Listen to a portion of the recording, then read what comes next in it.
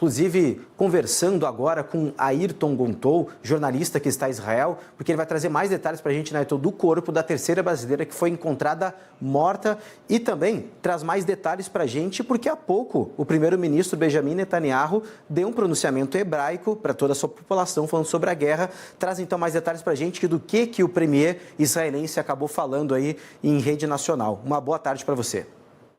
Boa tarde, num dia muito difícil para israelenses e palestinos, novamente muito medo, muita destruição. Ele acabou de discursar para todo o país, disse, eu vou ler aqui para falar com as palavras mais exatas. Ele disse, hoje todos sabemos que estamos lutando pela pátria, estamos lutando como leões. Nunca esqueceremos este ataque do Hamas.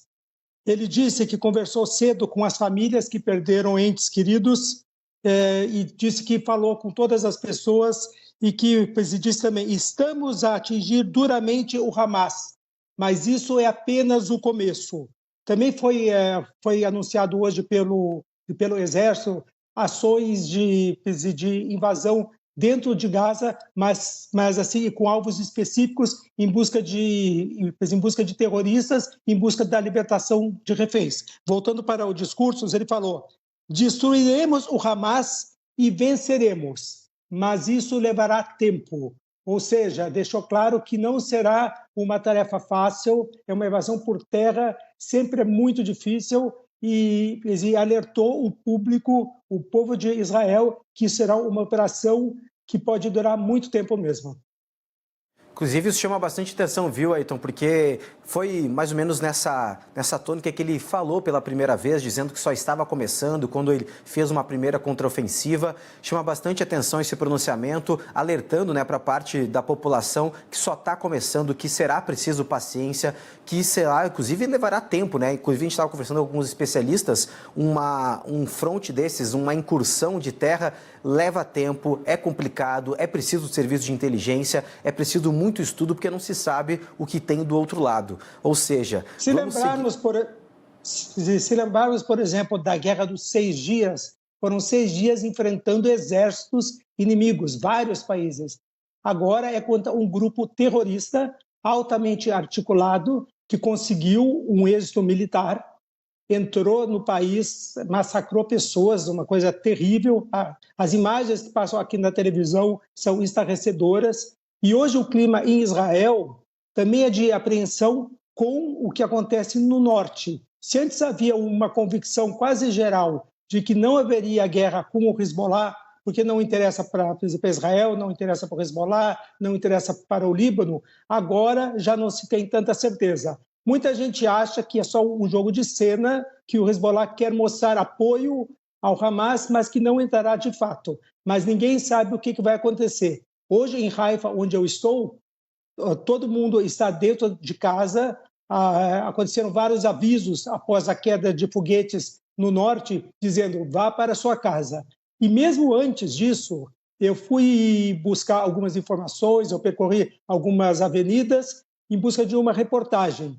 E tive, pela primeira vez, alguns minutos de tensão com a população local, que me via parado, fazendo filmagens, tentando mostrar onde fica o Líbano, onde fica a Síria, e as pessoas me paravam e perguntavam, por que você está aí? O que você está fazendo? Veio um homem agressivamente e compreensivelmente preocupado e disse, olha, eu sei que você está aqui há quase 2 horas, o que está acontecendo?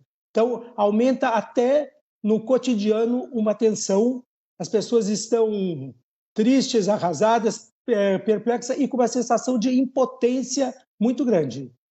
E aí, então, claro, você tocou num ponto, né, que chegamos no 7º dia de confrontos, tivemos ali já bombardeios tanto na faixa de Gaza, como também em boa parte ali do sul de Israel, sirenes tocaram também em Tel Aviv, próximo também de onde você está, que é a Haifa, e agora também esse bombardeio no norte, é claro, na fronteira com o Líbano.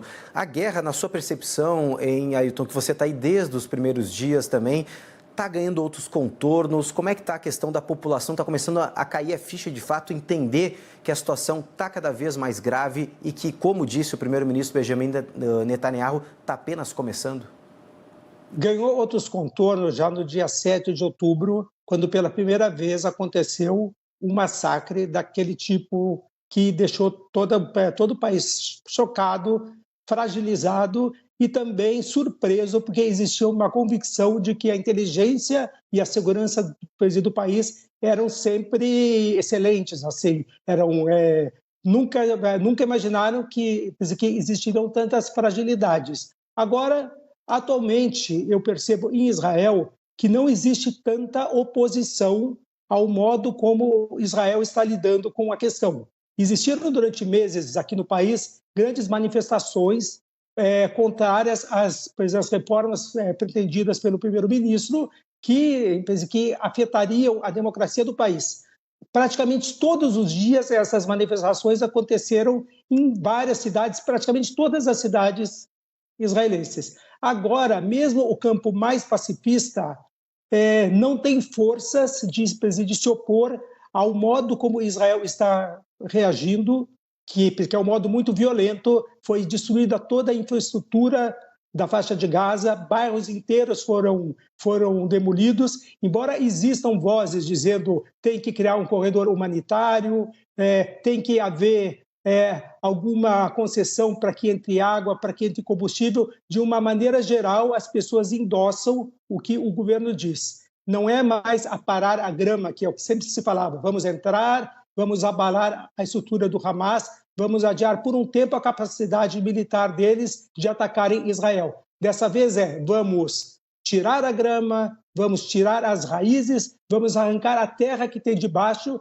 e vamos eliminar o Hamas. Não há possibilidade de paz na região, segundo o governo de Israel, sem que o Hamas saia do cenário político e militar do Oriente Médio, e o Bibi deixou muito claro, cada membro do Hamas é um membro morto. Ao mesmo tempo, muitas pessoas, inclusive dentro de Israel, apontam que não há possibilidade de uma paz realmente duradoura sem que os palestinos estejam envolvidos. Não é possível que Israel faça paz apenas com a Arábia Saudita, que era muito próxima, e se esqueça da questão palestina. E por falar em Arábia Saudita, a Arábia Saudita acaba de anunciar o congelamento do processo de paz que estava tão adiantado com Israel. E aí, então, inclusive, né, até para acontecer a qualquer momento, né, o Shabat aí em Israel, vai mudar a programação, está mudando também em relação por causa da guerra. Traz mais detalhes para a gente entender o quanto esse conflito pode também influenciar, não só na rotina, mas também na cultura, né, do próprio país. Shabat é a data mais importante do calendário judaico, acontece todas as semanas, começa a primeira estrela de sexta-feira, então já começou, estamos agora às 15 para as 10, então já começou e vai até a primeira estrela do sábado. O Shabat é uma data de celebração onde as pessoas se encontram em famílias e o Shabat diz que você tem que ter alegria. É muito difícil, com a situação em que está o país, você conseguir expressar ou tentar ser alegre quando você sabe que tanta gente está morrendo, você sabe que há pessoas sequestradas, você sabe que há reservistas, há mais de 300 mil. Existem informações de que são 300 mil e algumas de que seriam 360 mil reservistas. E as pessoas estão sem seus filhos em casa, estão sem os maridos, as famílias estão reduzidas. Eu entrevistei dias atrás uma israelense que fala português, viveu no Brasil durante 10 anos, ela tem 2 filhos, os 2 estão no exército, o marido dela foi para o exército também, e ela está em casa sozinha com a filha. Eu acho muito difícil que hoje elas consigam celebrar a data do Shabat, que é um dia de alegria, né? Elas podem fazer, respeitar, mas é muito difícil ser feliz no dia de hoje. Milhões de pessoas foram recrutadas, né, chamadas para compor o exército israelense. Muitas famílias foram destruídas, outras estão incompletas. Muitas mães aflitas também, porque filhos foram aí para o campo de guerra. Então, situação bem complicada num dia que seria, né, de alegria, de comemoração, de confraternização, de distribuir amor e carinho, também fica marcado devido, né, a esses confrontos entre Israel e também o grupo extremista Hamas, né, Ailton? Isso. Desculpa, eu quase te interrompi. Hoje eu estava numa região mostrando, eu fui para o alto de Haifa para filmar, que estamos a 36 quilômetros de Rosh Anekra, uma região belíssima, um ponto turístico maravilhoso que faz fronteira com o Líbano. E um pouco mais à direita, nós estamos a 40 quilômetros da Síria. Então, é tudo muito próximo. Às vezes, as pessoas que moram no Brasil estão acostumadas com um país tão grande, com tanta terra, não imagina o que é você ter o Hezbollah tão próximo do seu território. Então, a tensão cresce, é muito grande, e também, do lado palestino, tem o horror desses bombardeios. Eu estava, pode ser um pouco piegas, mas eu estava olhando hoje, enquanto eu filmava, o dia era maravilhoso, um céu azul, o mar azul. O mar aqui em Israel é lindo. Muita gente vem para cá para conhecer as partes religiosas, claro, vem pessoas de todas as religiões, mas também muita gente vem por causa das praias israelenses. Imaginei assim, o dia está lindo aqui, está lindo também em Gaza, mas ninguém quer olhar para o céu, porque no céu você tem a expectativa de ver bombas, de ver foguetes chegando. E na faixa de Gaza você não olha nem para o chão, porque você só vê destruição. É uma situação terrível, as pessoas estão muito abaladas, e aqui em Israel, como eu disse, o clima é de consternação, as pessoas não compreendem como que aconteceu, como que essa fraqueza, como que houve essa falha do serviço de inteligência, mas, ao mesmo tempo, hoje ninguém questiona, ou poucos questionam, como que aconteceu. Falam em conversas de supermercado, quando estão dentro de um edifício, dentro de um elevador, mas, assim, o discurso agora é união nacional. E, realmente, o país se sente ameaçado, porque o Hamas prega a extinção do Estado de Israel, e hoje há um consenso de que não é possível fazer negociação com quem quer te eliminar. Inclusive, Ayrton, a gente lembra até, né, que Israel há poucos meses estava um pouco dividido, tivemos aí diversos protestos, manifestações nas ruas e praticamente lotando aí praças de Tel Aviv por causa aí do governo, da tentativa de Benjamin Netanyahu de reduzir o poder do judiciário. Estava uma situação bem complicada, até mesmo um pouco mais enfraquecido em relação a outros governos que ele estava à frente de Israel, e agora ele acabou anunciando, né, um estado de unidade, né, de união com a oposição, formando, né, um governo de coalizão. Como é que isso tem repercutido por aí também? Não é governo de união nacional, pois é um governo de emergência. Não estão todos os partidos. Há partidos que não aceitaram participar de um governo onde existem extremistas pessoas de extrema direita, mas, de uma maneira geral, as pessoas estão cientes de que o momento é momento de defender o país, de procurar terroristas que podem estar dentro das cidades. Por exemplo, aqui em Haifa, ontem, quando eu fui para as ruas para tentar encontrar um personagem para uma reportagem, jornalista gosta de personagem. A matéria não pode ser fria, e eu não achei uma pessoa no meio das ruas. Então, é um momento que há um consenso. Não é ainda a hora de se cobrar o que aconteceu e sim de se unir para defender o país.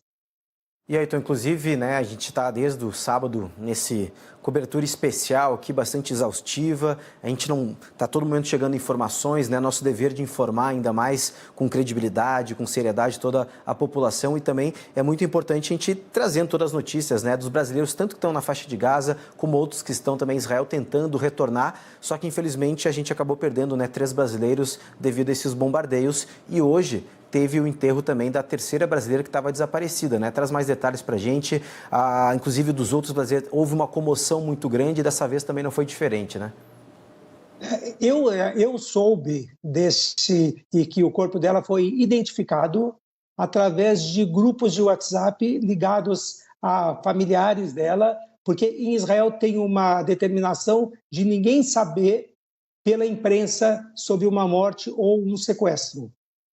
Eu não pude acompanhar, primeiro porque eu estou longe, estou em Haifa, mas também porque estava acompanhando toda essa ameaça de um começo de guerra também no setor norte, na região norte do país. Não há ainda ameaça e perspectivas que isso aconteça já, Muita gente, inclusive, diz que não acontecerá guerra com o Hezbollah, que é só um jogo de cena do presidente do Hezbollah para mostrar que apoia o Hamas. Agora, essas mortes todas são terríveis. Existe uma frase do Talmud, uma interpretação talmúdica, onde eles discutem por que Deus fez só um Adão e só uma Eva, e não vários casais. Daí um rabino diz uma coisa, o outro diz outra, até que um fala, não, Deus fez só um Adão e só uma Eva, porque se um dos dois morresse antes de ter filhos, a humanidade não prosseguiria. Então é para que o ser humano lembre sempre que uma vida vale a humanidade inteira. Quando uma vida estiver a perigo, você deve lutar para salvá-la como se você estivesse salvando toda a humanidade. Então essas 3 mortes, as 260 pessoas massacradas nessa rave, as crianças degoladas, os bebês mortos, as crianças, adultos e idosos mortos em Israel, a população que está sob o ataque de mísseis, a população da faixa de Gaza, cada um que morre é uma humanidade inteira que a gente perde. A gente tem que sempre lembrar que são números, mas estamos falando de seres humanos.